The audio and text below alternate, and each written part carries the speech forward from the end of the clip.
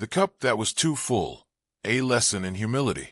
The old scholar arrived at the temple just before noon. He had ridden for days, dust clinging to his robes, pride clinging even tighter to his chest. He was a man of learning, known in the capital for his brilliant mind, quoted in books, invited to speak in courts. But still, something in him was restless.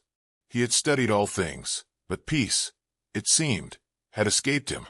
So he came to the mountains, where people said there lived a Zen master who understood the mysteries beyond words. The scholar wanted to meet him, not to learn, not really, but to compare, to prove, perhaps silently, that even the sages of the mountains could not outthink the sharpness of his mind.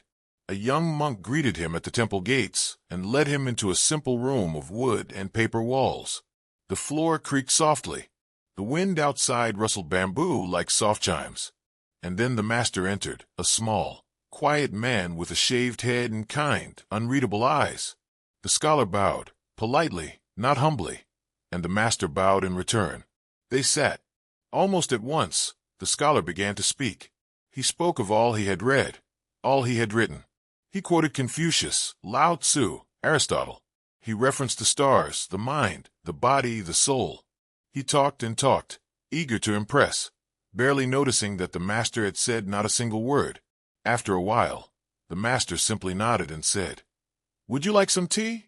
Surprised, the scholar paused. "Yes, thank you." The master fetched a small pot and 2 cups. He set them down between them on a low wooden table. Slowly, gracefully, he poured.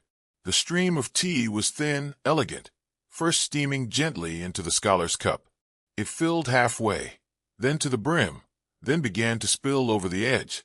Still the master poured.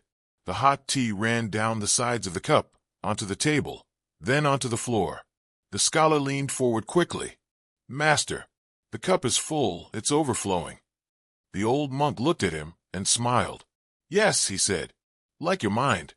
There was a silence, not heavy but full.